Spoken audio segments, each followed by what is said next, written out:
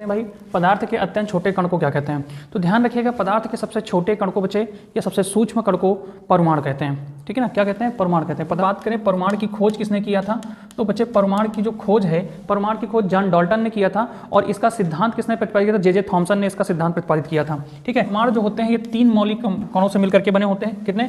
3 मौलिक कणों से मिलकर के बने होते हैं। कौन कौन से मौलिक कण होते हैं? तो इलेक्ट्रॉन होता है, ठीक है, इलेक्ट्रॉन होता है, प्रोटॉन होता है, प्रोटॉन होता है और न्यूट्रॉन होता है। और क्या होता है भैया?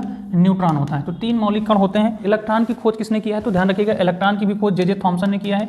जे थॉमसन ने किया है, जे थॉमसन ने इसकी खोज किया था। ध्यान रखिएगा, प्रोटॉन की खोज रदरफोर्ड ने किया है, रदरफोर्ड ने इसकी खोज किया है, रदरफोर्ड ने प्रोटॉन की खोज किया है, रदरफोर्ड ने। उसके बाद अगर हम लोग साथी बात करें न्यूट्रॉन की, तो न्यूट्रॉन की जो खोज किया है वो जेम्स चैडविक ने किया है। बात करते हैं कि प्रोटॉन, इलेक्ट्रॉन और न्यूट्रॉन में अंतर क्या होता है, डिफरेंट क्या होता है ना। बच्चों को समझ में नहीं आता है क्या होते हैं कैसे नहीं होते हैं। तो बच्चे समझिएगा, मान लीजिए कि पदार्थ है, ये क्या एक पदार्थ है। इस पदार्थ में सबसे छोटा, इस पदार्थ ये सबसे छोटा कण है, ये क्या है? सबसे छोटा कण है। लेकिन इस सबसे छोटे कण को भी जब जूम करके सूक्ष्मदर्शी में देखा गया तो भैया ध्यान रखिएगा, यहाँ पे क्या पाया गया? यहाँ पे एक बीच में नाभिक पाया गया, यानी केंद्र पाया गया। ठीक ना, केंद्रक पाया गया। केंद्र को नाभिक कहते हैं, न्यूक्लियस कहते हैं अंग्रेजी में, न्यूक्लियस पाया गया। इस न्यूक्लियस में भी देखा गया कि इसमें 2 चीजें पाई गई। एक आए थे वैज्ञानिक रदरफोर्ड ने खोजा, तो इसमें देखा कि इन्होंने देखा कि इसके नाभिक में प्रोटॉन और न्यूट्रॉन बैठे हुए हैं। वो बाहरी कक्षाओं में, यानी वो कक्षा के रूप में बाहरी चक्कर लगा रहे हैं। कौन? इलेक्ट्रॉन। इलेक्ट्रॉन परमाणु के बाहरी कक्षा में क्या करते रहते हैं? चक्कर लगाते रहते हैं। लगा 4 कक्षाओं में डिवाइड हैं, पहली कक्षा, दूसरी कक्षा, तीसरी कक्षा और चौथी कक्षा।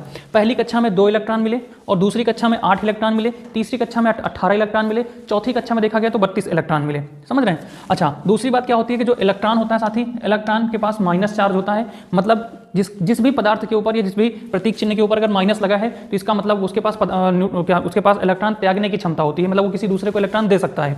और जिस भी प्रतीक चिन्ह में अगर प्लस चार्ज लगा है तो इसका मतलब उसके पास इलेक्ट्रॉन ग्रहण करने की क्षमता होती है। तो प्रोटॉन जो होता है नाभिक में, देखो न्यूट्रॉन और प्रोटॉन है, ठीक ना, और इसमें प्रोटॉन जो होता है इसके पास प्लस चार्ज होता है, यानी कि इसके पास इलेक्ट्रॉन ग्रहण करने की क्षमता होती है, आकर्षण करने की क्षमता होती है। और जो न्यूट्रॉन होता है इसके पास ये उदासीन होता है। न्यूट्रॉन जो होता है ये उदासीन होता है। परमाणु में सबसे भारी कोई चीज़ होता है, ठीक ना, सबसे भारी कण होता है, तो ध्यान रखिएगा सबसे भारी कण कौन होता है? तो न्यूट्रॉन होता है। सबसे भारी कण कौन होता है? न्यूट्रॉन होता है। और ये उदासीन रहता है, ये कुछ भी नहीं करता है, ये कोई हरकत नहीं करता है। जो पदार्थ में जो हरकत करता है, हरकत करने से तात्पर्य ये है कि एक पदार्थ से दूसरा पदार्थ अगर आपस में टकराते हैं या मिलते हैं या अपनी ओर आकर्षित होते हैं तो उसके आकर्षण होने का कारण कौन होता है? इलेक्ट्रॉन होता है। वही दूसरे पदार्थ के इलेक्ट्रॉन को अपनी ओर क्या करते हैं? आकर्षित करते हैं। समझ रहे हैं? और ऐसे आकर्षित होने पर क्या होता है कि 2 पदार्थों के बीच में रिएक्शन हो जाता है। क्या हो जाता है? रिएक्शन हो जाता है। ये आगे आप लोग रिएक्शन वाले टॉपिक में समझेंगे। ठीक है, तीनों मौलिक कण होते हैं ये अस्थायी कण होते हैं। ये कैसे कण होते हैं? अस्थायी कण होते हैं।